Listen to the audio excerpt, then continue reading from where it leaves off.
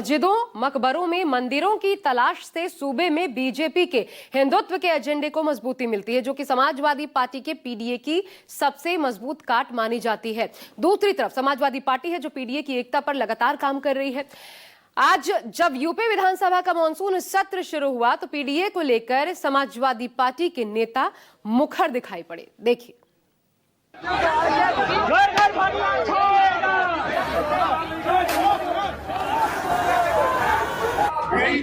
नहीं चलेगी। सोमवार को यूपी से दो तस्वीरें सामने आई। पहली तस्वीर फतेहपुर से आई, जहां नवाब अब्दुल सदम के मकबरे को मंदिर बताकर हिंदू संगठन से तोड़ने पहुंचे। तो दूसरी तस्वीर यूपी विधानसभा के बाहर दिखाई, जहां समाजवादी पार्टी नेता पीडीए के एजेंडे को धार देते दिखाई दिए। समाजवादी पार्टी ने स्कूल मर्जर के बहाने पीडीए को एकजुट करने की तैयारी की। इसके लिए पीडीए पाठशाला शुरू की गई और सोमवार को इसी से जुड़े बैनर पोस्टर लेकर समाजवादी पार्टी के विधायक विधानसभा के बाहर दिखाई दिए।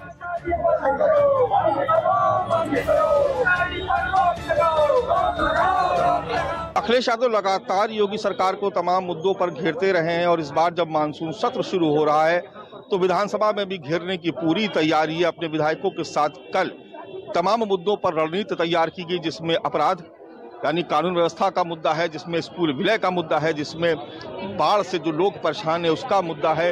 ऐसे तमाम मुद्दों को लेकर के आज समाजवादी पार्टी के तमाम विधायक आप देख रहे हैं कि यहाँ पर मौजूद हैं। स्कूल मर्जर की शिक्षा हारी भाजपा सरकार की जिम्मेदारी यानी जो पीडीए पाठशाला है उसको लेकर के बड़ा मुद्दा यहाँ बनाएगा। पीडीए क्या नाम है आपका? मेरा नाम अंकित भारती, मैं विधायक सैदपुर गाजीपुर से। आप ये बताइए कि पीडीए पाठशाला को लेकर के क्या तैयारी सदन में, किस तरह से आप तैयार? देखिए, हमें ये समझना पड़ेगा कि जो मौजूदा सरकार है उसकी नीयत क्या थी।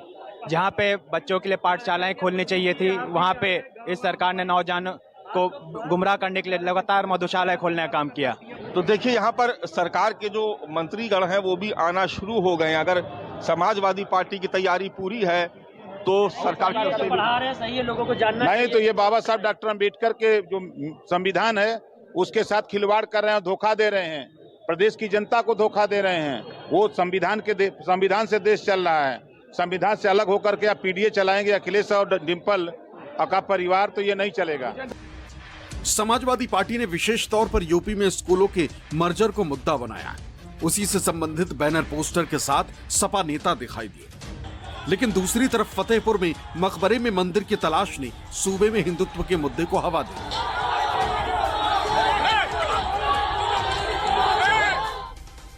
2027 के चुनाव के लिए जहां समाजवादी पार्टी के पास पीडीए ब्रह्मास्त्र की तरह है, उसी तरह बीजेपी हिंदुत्व के एजेंडे को आगे बढ़ा रही। हिंदू वोट बैंक को एकजुट रखने के लिए हिंदुत्व को आगे बढ़ाना जरूरी है।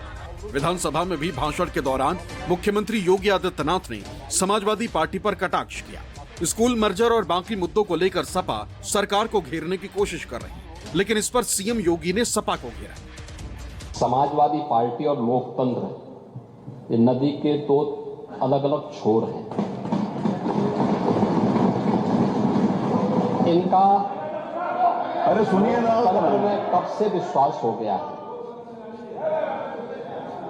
कब से लोकतंत्र में लोगों का विश्वास हो गया, इनके मुंह से ये शब्द शोभा नहीं देते हैं। बीजेपी 2024 में अखिलेश की पीडीए की ताकत के नतीजे देख चुकी, इसलिए 27 में इससे जुड़ा कोई जोखिम नहीं लेना चाहती। जहां एक कोशिश हिंदू वोट बैंक को मजबूत करने की है, वहीं दूसरी तरफ पीडीए में सेंधमारी की। फतेहपुर लोकसभा क्षेत्र ऐसा है जहां इस बार बीजेपी को शिकस्त का सामना करना पड़ा। लोकसभा चुनाव में इस सीट से बीजेपी को हैट्रिक लगाने की उम्मीद थी, लेकिन ऐसा नहीं हो सका। समाजवादी पार्टी बाजी मार गई। साल 2014 और 2019 के लोकसभा चुनाव में इस सीट पर बीजेपी ने साध्वी निरंजन ज्योति ने जीत दर्ज की थी। साल 2024 में इस सीट से बीजेपी को हैट्रिक की उम्मीद थी। इसी उम्मीद में तीसरी बार साध्वी निरंजन ज्योति पर दाव लगाया था। साल 2024 में अखिलेश का पीडीए फैक्टर काम कर गया और समाजवादी पार्टी से नरेश चंद्र उत्तम पटेल ने जीत दर्ज की। फतेहपुर लोकसभा क्षेत्र में कुल 6 विधानसभा सीटें। विधानसभा चुनाव में हर सीट मायने रखती है। इन 6 सीटों की लड़ाई में न बीजेपी पीछे रहना चाहेगी न समाजवादी पार्टी। जाहिर है इस लोकसभा क्षेत्र में समाजवादी पार्टी की पकड़ मजबूत रही। इसी वजह से 2024 के चुनाव में जीत मिली। लोकसभा चुनाव में यहाँ की 6 विधानसभा सीटों पर पीडीए मतदाताओं का पलड़ा भारी रहा, जो कि समाजवादी पार्टी की बड़ी ताकत है। ऐसे में अगर यहाँ संभल की तरह मंदिर मकबरे का मुद्दा गरमाता है तो हिंदुत्व के एजेंडे को धार मिल सकती। लोकसभा चुनाव 2024 के आंकड़ों के मुताबिक फतेहपुर लोकसभा क्षेत्र में 19 लाख वोटर्स थे। इनमें अनुमानित 4 लाख दलित, 3 लाख क्षत्रिय और 1.5 लाख निषाद वोटर्स हैं। इनके अलावा 2.5 लाख ब्राह्मण, 2 लाख यादव, 1,25,000 वैश्य और 2 लाख कुर्मी वोटर हैं। इसके अलावा मुस्लिम मतदाता करीब 2 लाख। जाहिर है इनमें बड़ी संख्या पीडीए वोटर्स की है। इसी वोट बैंक पर अभी तक समाजवादी पार्टी की मजबूत पकड़ मानी जाती है। यही वजह है कि पीडीए पाठशाला का मुद्दा गरमाया हुआ है।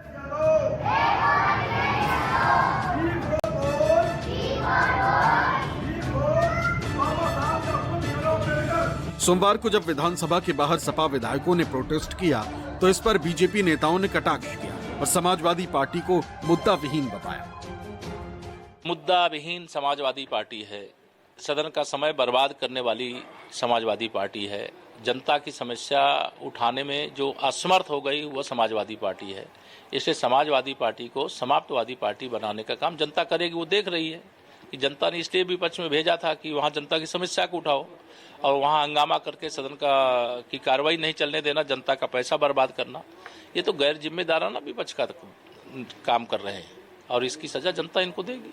समाजवादी पार्टी का एजेंडा केवल शोर शराबा, गुंडागर्दी, अराजकता रहा है। जब जब सदन चलता है हमेशा इस प्रकार के अराजक कार्य करते हैं।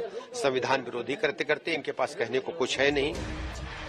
दिल्ली में अखिलेश यादव मोर्चा संभाले हुए थे तो लखनऊ में सपा नेताओं ने मोर्चा संभाला। अखिलेश किसी भी तरह पीडीए के मुद्दे को कमजोर नहीं पड़ने देना चाहते। वहीं दूसरी तरफ बीजेपी हिंदुत्व को आधार देने में जुटी। हालांकि दोनों की कोशिशों का नतीजा क्या निकलेगा इसका पता तो 2027 के चुनाव के बाद ही चलेगा। लखनऊ से मानस श्रीवास्तव के साथ ब्यूरो रिपोर्ट, न्यूज़ 24।